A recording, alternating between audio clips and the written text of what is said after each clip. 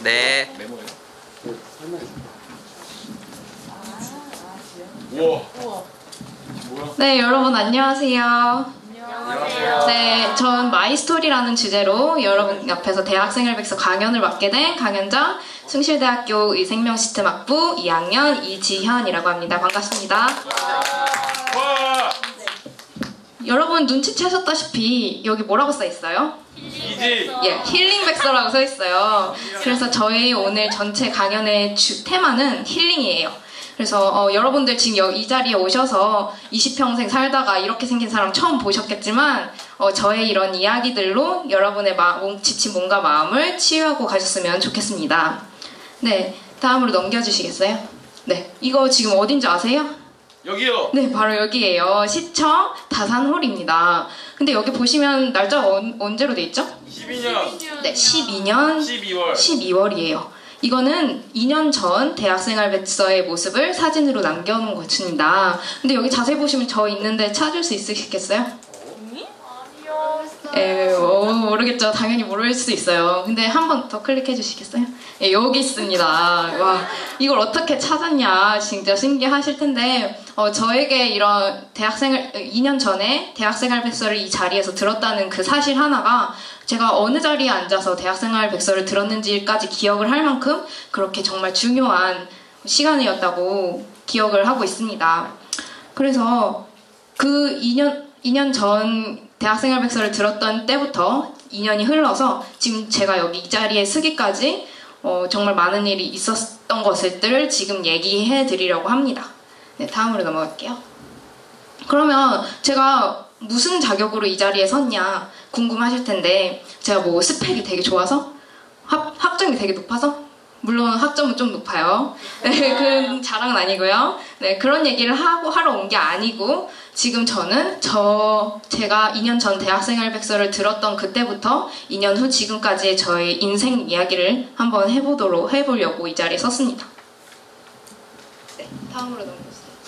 네, 저희 이야기의 시작은 2012년 겨울로 넘어갑니다. 여러분들처럼 갓 수능을 마치고 정말 말도 안 되는 점수 때문에 울기도 많이 했지만 다행인지 불행인지 모르겠지만 수시에 합격을 하면서 다른 친구들보다는 조금 더 편안한 마음으로 생활을 하고 있었어요.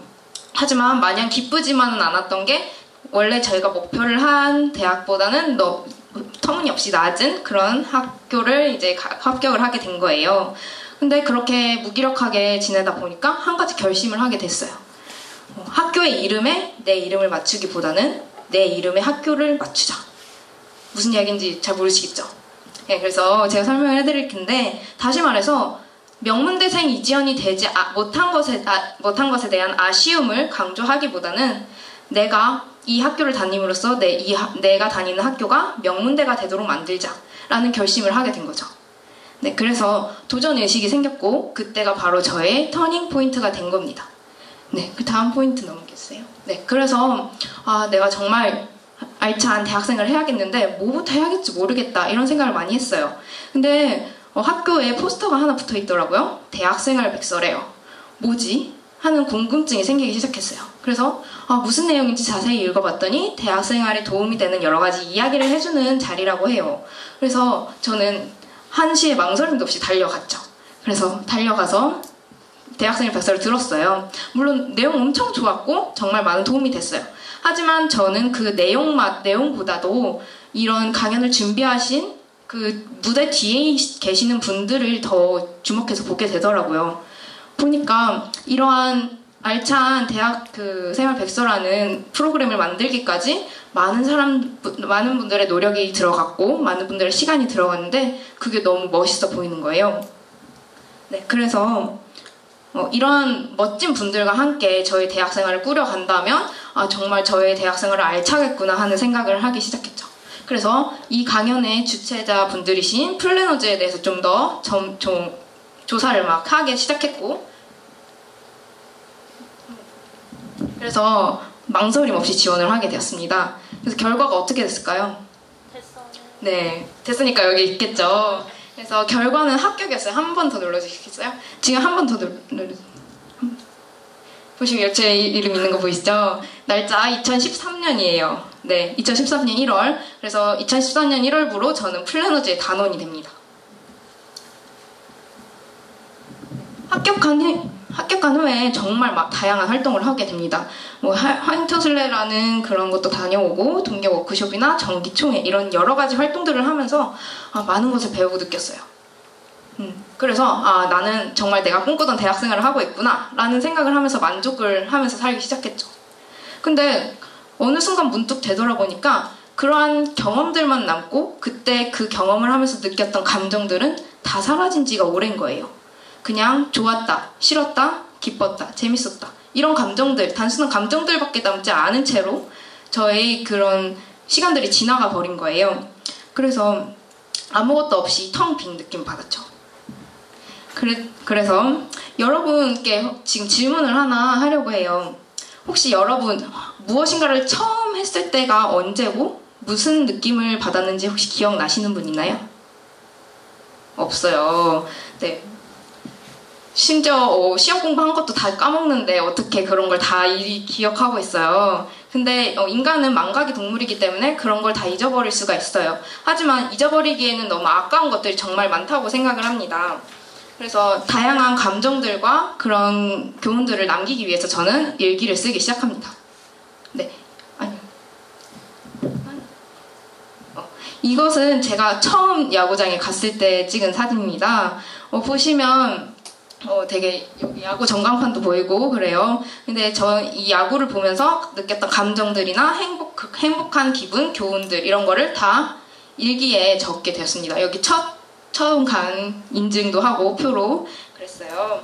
그래서 이 밖에도 정말 하루하루 내가 느꼈던 감정들이나 그런 것을 기록을 하기 시작을 했고 지금도 가끔 일기장을 펴보면 그때 기억이 새록새록 나기도 하고 또 그때 내가 만약 실수를 했다면 그런 실수를 다시 하지 않겠다는 다짐을 하기도 합니다.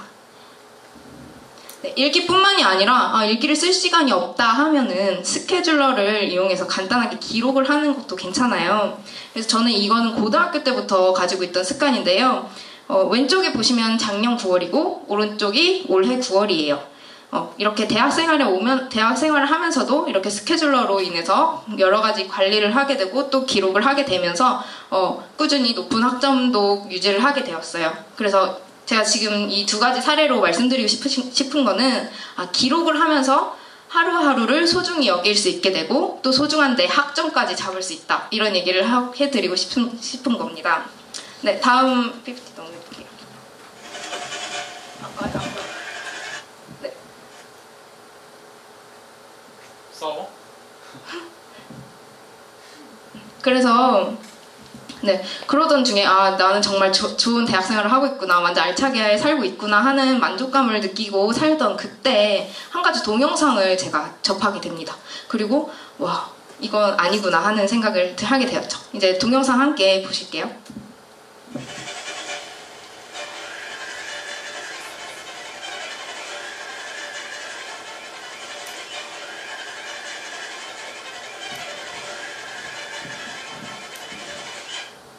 네, 어떠셨어요? 되게 빨리 지나갔죠? 무슨 생각을 하셨나요, 혹시? 네, 저는 이 동영상을 보고 이런 반성을 했어요. 내가 지금까지 하루살이 인생을 살았구나. 정말 벼락치기 인생을 살았구나. 이런 생각을 하게 된 거예요. 그래서 저는 당장 오늘만을 사는 제가 아니라 내일까지 보면서 사는 제가 되기 위해서 한 가지 결심을 합니다. 그것은 바로 버킷리스트라는 것을 작성을 하려고 마음을 먹게 된 거죠. 혹시 버킷리스트 들어보신 분 계신가요? 네, 상당히 많은 분들이 들어보셨어요. 근데 혹시 버킷리스트가 어디서 나온 말인지는 아시나요? 모르시죠? 버킷리스트라는 것은 킥 더 버킷이라는 말에서 나왔는데요. 킥 더 버킷이라는 말은 죽음을 뜻하는 말이에요. 왜냐면 사형을 할 때 양동이 위에 올라가서 목을 메고 그 다음에 양동이를 차서 이제 사형을 집행했다. 이런 의미로 킥 더 버킷이 죽음을 상징을 하게 되는데요. 킥 더 버킷에서 버킷을 따와서 버킷리스트라고 만들어서 죽기 전에 꼭 한 번씩은 해보고 싶은 일들을 나타내는 리스트를 버킷리스트라고 부르기 시작합니다. 이런 버킷리스트라는 영화도 함께 등장을 하면서 사람들이 버킷리스트에 대한 관심이 높아졌어요. 그래서 저의 버킷리스트의 시작을 버킷리스트라 하면 모든 많은 분들이 대부분 위시리스트다라고 생각을 하시는데 위시리스트와 버킷리스트는 비슷할 뿐 똑같지는 않습니다. 위시리스트라고 하면 내가 그냥 이뤘으면 좋겠다 하는 것이지만 버킷리스트는 죽기 전에는 꼭 지키자 하는 나 자신과의 약속입니다. 그래서 더 진지한 자세로 임해야 되고 그리고 좀 이런 버킷리스트의 작성을 통해서 삶을 풍요롭게 하고 좀 더 목표 있는 삶을 살게 하는 겁니다. 네. 저의 버킷리스트의 최초 모습입니다. 와, 이게 뭐예요? 이게 엑셀을 통해서 제가 만들었어요. 그래서 제가 이루었던 걸 한 가지 보여드리면 여기 파란색으로 나와 있는 것을 한번 읽어볼게요. 조용한 카페에 혼자 앉아서 책 읽거나 공부하거나 과제하기. 달성했어요. 2013년 12월 26일.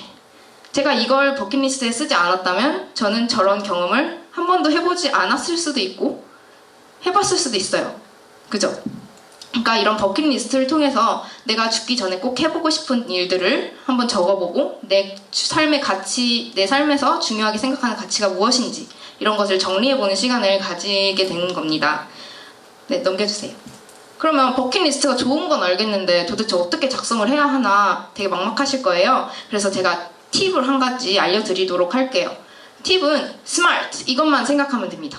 S는 뭐냐면 구체적으로 적어야 하는 겁니다. 버킷리스트가 구체적이지 않다면 그건 그냥 위시리스트가 돼버리기 때문에 버킷리스트가 되기 위해서는 조금 더 구체적으로 작성을 해야 합니다. 그러면 M은 뭘까요?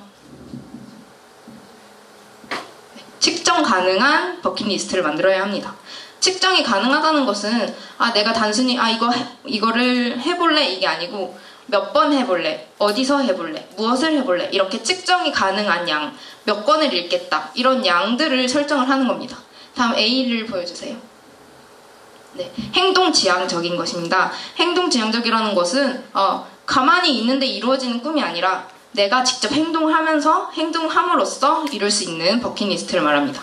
그 다음에 R은 리얼리티, 현실적인 것을 말하고요. 그 다음에 T는 타임 리밋, 이게 가장 중요한데요. 언제까지 마감을 할 건지, 인생은 언제까지 살 건지 우리가 정하고 사는 게 아니지만 어떠한 일을 내가 이 일을 언제까지 마감을 하겠다라는 마감 시간이 있어야 좀 더 더 이루기까지의 그런 더 잘 이루어지게 됩니다. 네, 그러면 지금 예를 통해서 한번 알아볼게요. 자, 왼쪽은 나쁜 예고, 오른쪽은 그거 고친 좋은 예입니다. 네, 한 가지만 뽑아서 한번 이야기를 해볼 텐데, 해외여행 가기 이런 목표가 있어요. 해외여행이라 하면 해외는 어디 범위까지 포함이 되는 거며 어디부터 인정이 되는 거며 언제 갈 거며 이런 게 다 모호하죠. 그래서 아까 말씀드렸던 스마트 그런 팁을 사용을 하게 되면 50세까지 해외에서 외국인들과 찍은 사진 100장을 남기겠다. 이거는 언제까지 실천을 할지도 정해져 있고 또 어디서 실천을 할지는 안 정해졌지만 무엇을 할지 측정 가능한 그런 목표를 설정을 하게 된 겁니다. 네, 그 다음 넘어갈게요. 이거는 여러 가지 버킷리스트를 나타낸 건데 아주 사소한 것부터 정말 큰 꿈까지 그 한계가 없어요, 버킷리스트에는. 네, 그래서 지금 여러분들이 나눠드린 메모장에 버킷리스트 하나씩을 지금 설정을 해볼 텐데요.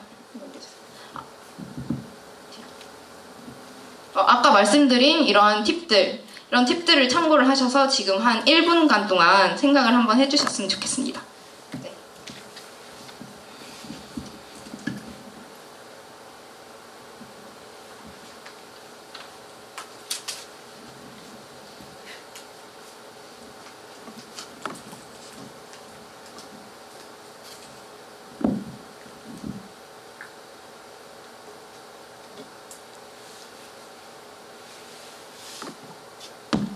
작성하셨나요?